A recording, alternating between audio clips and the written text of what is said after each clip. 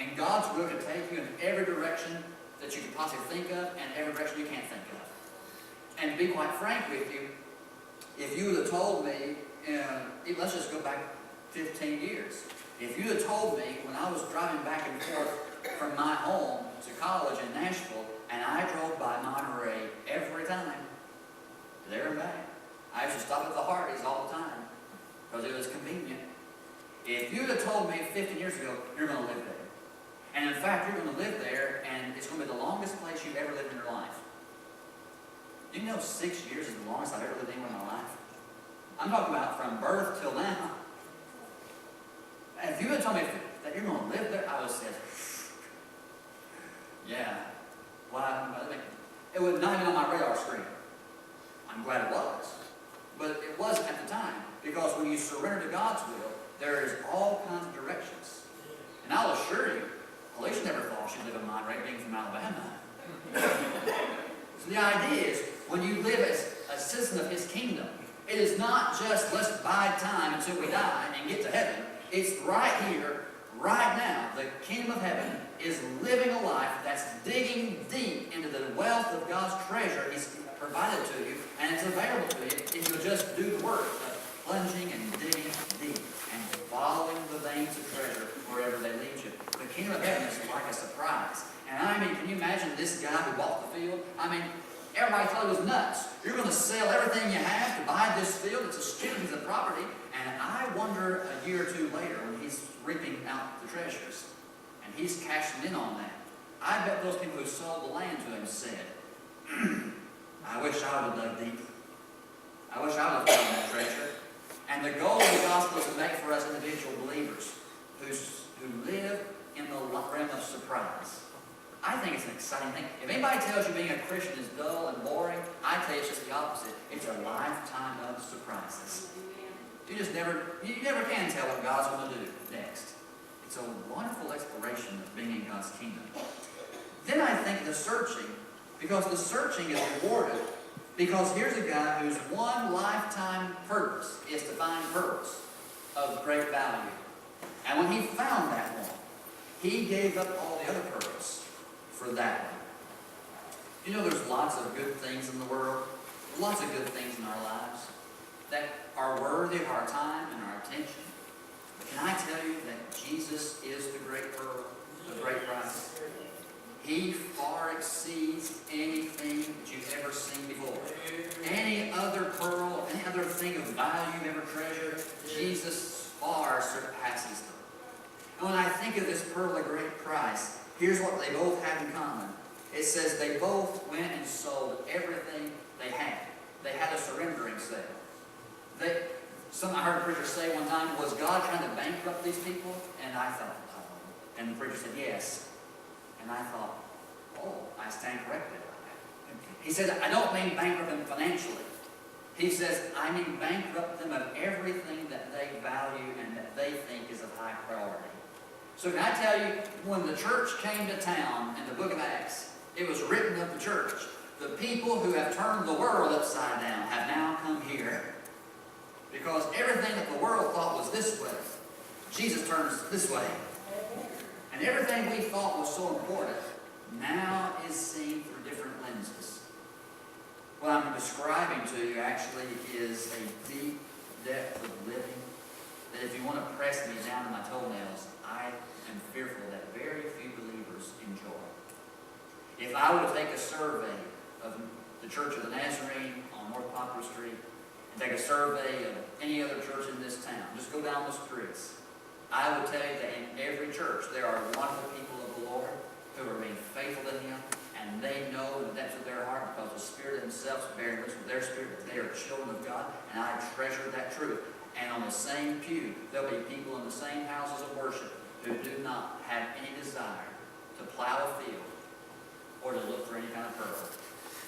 They're content to go on in the mediocrity of their lives and content to live with their own value system that says, I'm making it okay, it's all right. And I have to tell you, my brothers and sisters, there is a field that's wide open, and I can assure you, it's no theory. There are veins of gold and silver and every precious metal you think of that's deep down. Here's the gold mine. I started with the title in the bulletin that you're sitting in a gold mine. I thought about adding this to the series of sermons about the building to tell you that not only is there a spring in the basement, but there's gold in the basement. There's a gold mine right underneath here. You say, I wish. There might be, who knows.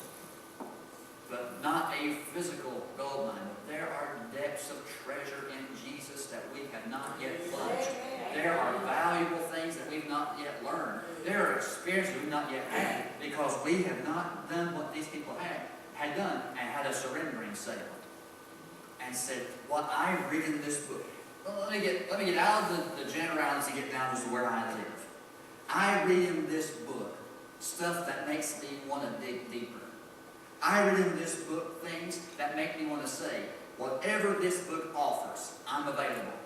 Whatever the author of this book has available to me, I want it. And if it takes everything I value, so be it, in exchange for this, what this book promises me. And I read in this book, Isaiah 55:1. Oh, everyone who thirsts, come to the waters, and you who have no money, come buy and drink. What I'm trying to say is, he says in that prophecy Isaiah does, he says, you can come to him because you don't need any money. You don't need any physical treasures. You need to have a surrendering sale that actually bankrupts the soul and says, I'm wholly dependent on Jesus.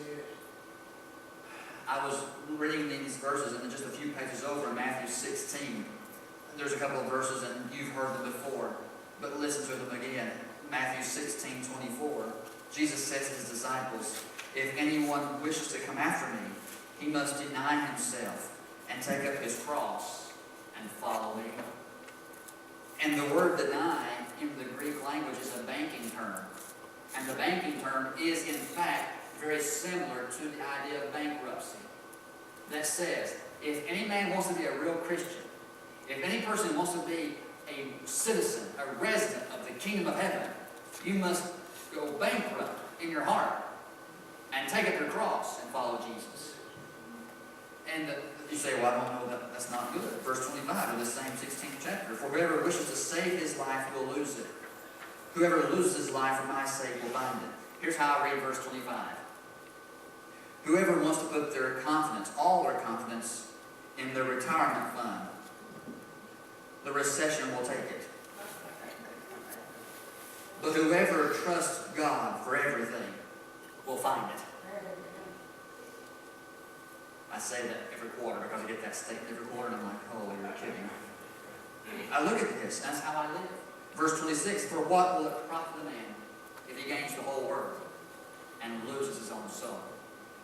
The issue is, the field is right here. The treasure is available to you. The pearl of great price is available to you, but you just got to seek it and live with it and desire it more than life itself. Then I turn over to Mark chapter 10, a few pages to the right.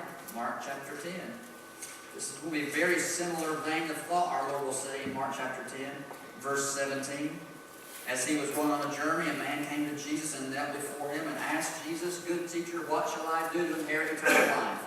And you know, without reading it, Jesus says, nobody's good but God, but you need to keep the commandments. And the young man says to Jesus in verse 20, Teacher, I have kept these things since I was a young boy. I've been a really good kid. I've not broken the commandments. And here's verse 21. Looking at him, Jesus felt a love for him and said to him, one thing you lack. He's a good boy. He's a church boy. Sunday school, VBS. He's faithful. But one thing you lack, Jesus says, go and sell all you possess and give to the poor, and you will have treasure in heaven, and come follow me. And the guy went away and said, oh, yes, I'll sell everything I have, and follow Jesus the rest of his days. No. This story ends sadly by saying, and when he heard that statement, his face fell, because he had great possessions, and he went away sorrowful. He went away saying, what Christ asked of me is too much for me to give. And I refuse to surrender and have a yard sale in my soul and say he can have it all. The issue becomes then that as we live life for him, here's what one commentator said of these verses. When a surrender sale is going on, it means three basic things. The renunciation of all sin. That means we give up the old lifestyle we had before.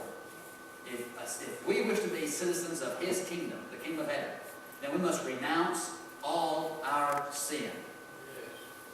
Oh, that's not a popular sermon because it makes us uncomfortable. But the issue becomes, we have to realize that when we come to Jesus, He is so much more valuable than all the stuff I've given myself to. And if He will save me and redeem me, and all He asks is for me to give myself to Him, we are the winners. We've got a bargain. Number 2, not only do we renounce our sins, but we must abandon our evil companions. And that's hard. And by abandon evil companions, it means this. It doesn't mean you can't be associates or talk to or have any interaction with lost people, because you need to. They need to be in touch with people who know Jesus. But it means that you don't allow them to dictate your lifestyle anymore.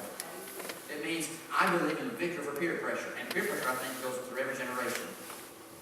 I mean, kids have peer pressure, teens have peer pressure, adults have peer pressure.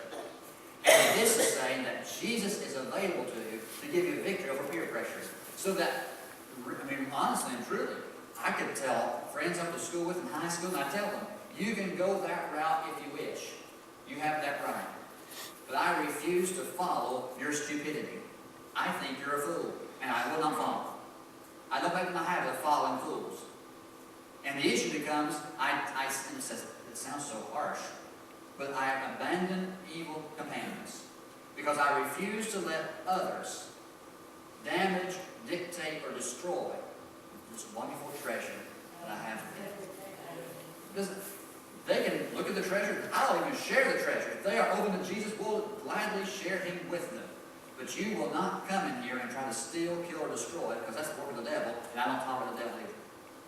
And I say it to say this, because I think in these days, many good Christians are bombarded by their families and friends and neighbors who are doing everything they can to suck the life out of them.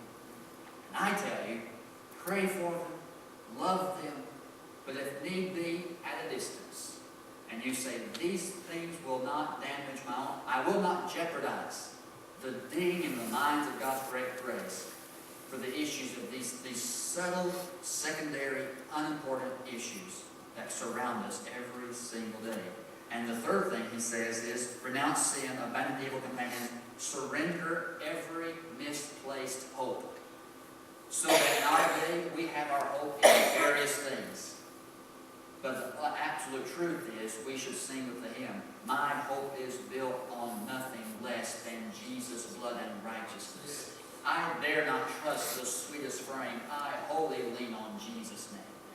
What's going on here is, Jesus says the kingdom of heaven is like this guy who was surprised that there was a gold mine in his yard. And he bought the field so that he might enjoy the depths of the treasure the rest of his life. And my brothers and sisters, I sit on the back row of a holiness church in the mountains of East Tennessee, and when I knew I was sitting in that treasure field, I made that conscious decision that says, whatever it costs, I will buy that field. And from that day until this particular plot that we call the Church of the Nazarene has been my field. This has been my gold mine.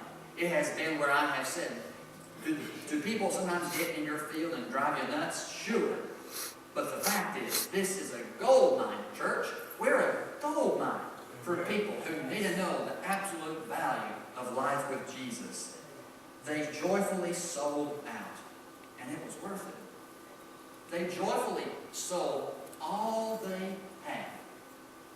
And if you think I'm talking about money, let me touch it, and then I'll go on, because everybody thinks the preachers are after money. And that's all we're concerned about. So let me talk about it, and then I'll move on to the more important matters. I'm not even talking about money, because money is a symptom. Money is just a symptom of life in the heart. What I'm saying is, I'm not worried about money, although in years, I'm doing more research on the history of this congregation, finding out some neat stuff. I can't tell it all now, but it'll be a surprise later. And so I'm researching stuff, and in the old days, in this very church, when there were money problems, thank you, Jesus, we don't have money problems. Although if you've got extra, we'll take it. But when there were real financial strains in this church, people of the Lord would sell their own property to make sure the church work went forward. They would take out mortgages on their own homes to give to the church. Now, I'm not telling you to do that. I'm saying that what caused them to do that crazy stuff? Because in their heart, they had found a treasure. And it was worth more than their own bank account. Now, stop thinking about money. I'm through with that. I'm talking about time, resources, energies. I'm talking about just you. Before you say, well, a real Christian does these things. Before there's any kind of doing, there's a being. You must be a Christian before you can do Christian things. You must be. There's a level of life that says, let's be called out from just doing Christian things. And let's just be Christians. Now look in this verse. They joyfully sold out. So the sermons I heard growing up were something like this. We need to sell out to sin. I mean, just cut all ties with it. And some of the deepest theology I ever learned in my life was in children's church, when the question was posed to us kids by the teacher who would ask us, is this a sin? Is that a sin? And as kids, we're thinking, well, some things are obvious. That's a sin. I don't know if that's a sin or not. Shall we do those things that we don't know? And the teacher says, when in doubt, don't. And I thought, great theology. Great advice. So the issues become, well, oh, this is a sin or not. If you don't know, don't do it. Just be on the safe side. And the issue comes in this book for me. Joyfully sell out. Do you know I can tell you with honesty in my soul, this is a total transparent testimony. The things that I look at and I think about and I hear about all people my age have to deal with in their sin, I have no desire to live that way. I find no joy in that whatsoever.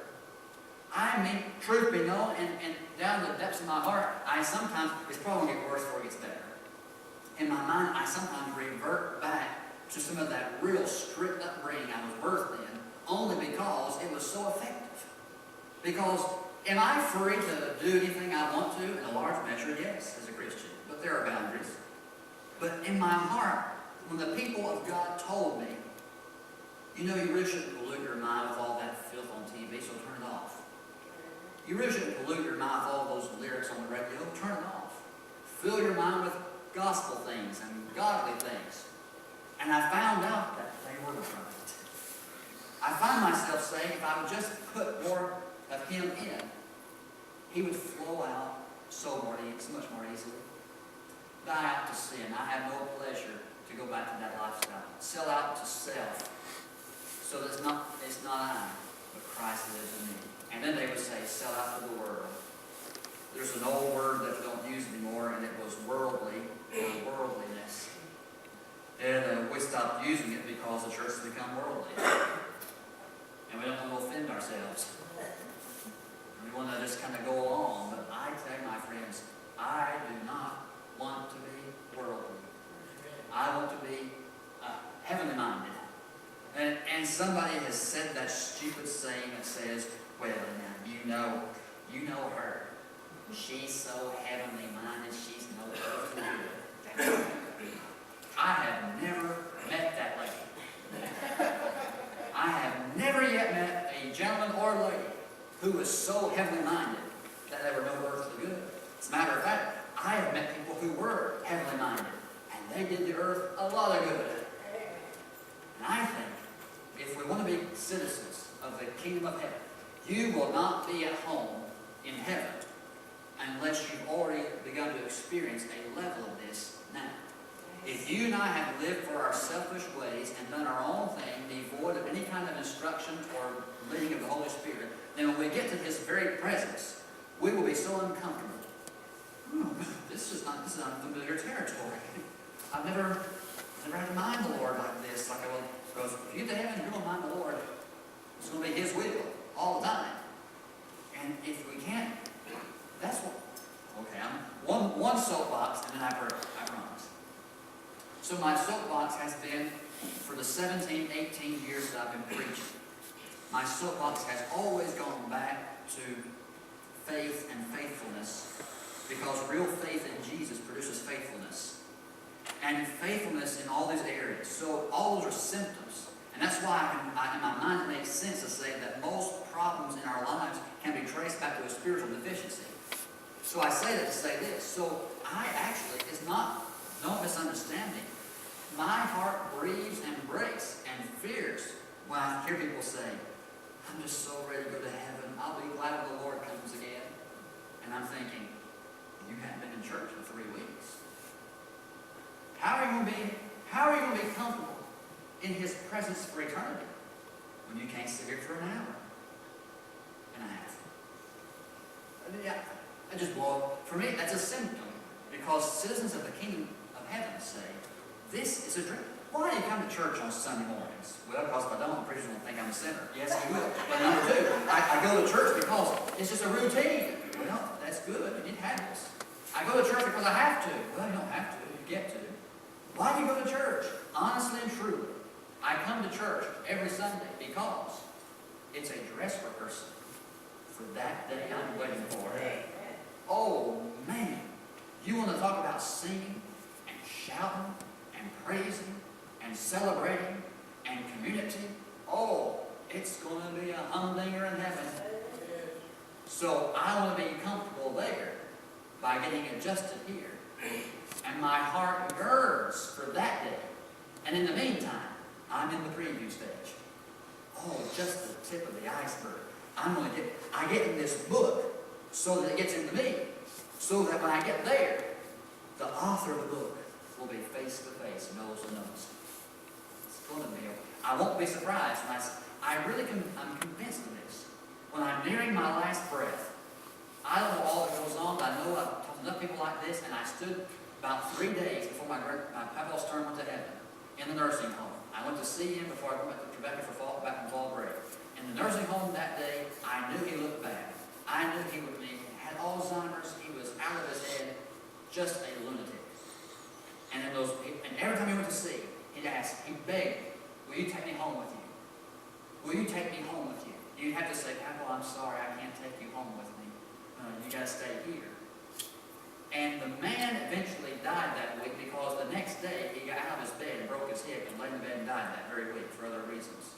But before I left him that day, and he was begging to take him home with me, he said, I had noticed him that he was not really pressing it like he used to. He'd ask once, but wasn't pressing it. And so he finally says, do me a favor and take that boy with you. And I said, what boy? And he said, that boy in the corner. And I said, which corner? And I looked over next to the window, away from the door, and he said, that young man has been there for 3 solid days and he will not leave the room. And I said, what does he look like?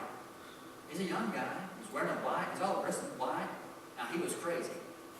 But he was seeing, I think, a preview of the stepping over the threshold. And the truth of the matter is, because I tried to pray with him before I left, I told Papa, I said, Papa, I'm going to pray for you and I'm going to go back to school. And I said, maybe he'll take you home with him. See, I couldn't take him home. But maybe he could. And 3 days later, my phone rings at school and says, your Papa's gone. And it was sad. And then he'd been through a lot.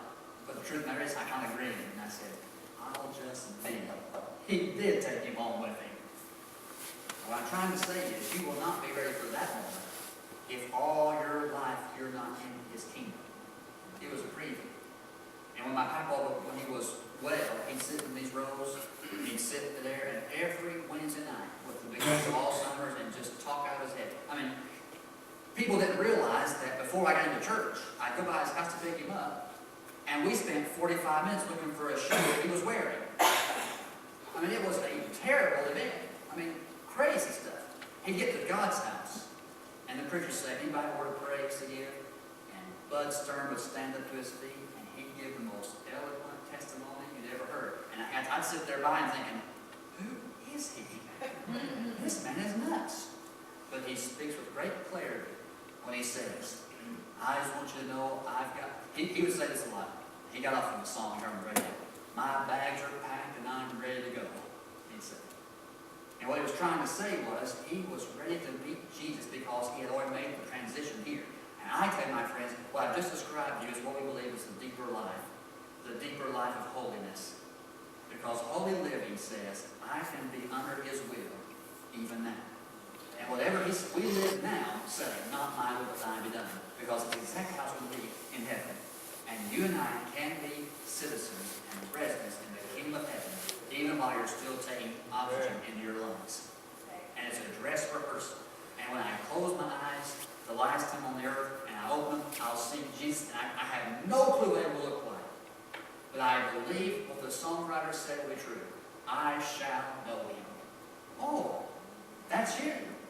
The one who redeemed me from all my sins. The one who lives deep in my heart. It's you. The one I adore. I now see Him face to face.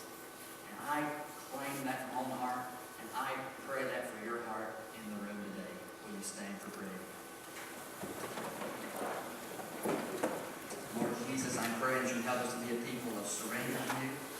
Be a people who say, I want to know the kingdom of heaven in my heart. I want to know it even now.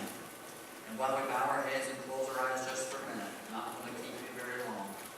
But I want to know if you would like to respond to the Lord. Because here's the entrance to the kingdom of heaven. Forgiveness, of course. But if you've been born again, you're going to offer your life to Him. Everything you've been through, offer it to God for His glory. And if that would be an issue that you would like to involve yourself in today, I think you should step out where you're standing and offer the Lord your life and a surrender of self. And say, I want to be a resident, a citizen of heaven's kingdom, even on the earth. Enjoy the preview. It really is a wonderful foretaste. Just want to sing this one time through. This is your opportunity. If you need to pray, the altar is yours. Lord, I offer my life to you. Everything I've been through. Use it for your glory. Lord, I offer my days to you. Lifting my praise to you. As a pleasing sacrifice. Lord, I offer you my life. And Lord, I offer you my life afresh, new way today. I'm asking, Lord, that you would bless every group, heart, and mind today. May we live a life of absolute surrender that says we're not in charge, Lord. We want to be residents and citizens of your kingdom. Make us a people that you can use. And make us a people who enjoy the preview of your glory. Bring us back tonight, I pray. And may we sense your nearness all day long, I pray, in Jesus' name. Amen. God bless you.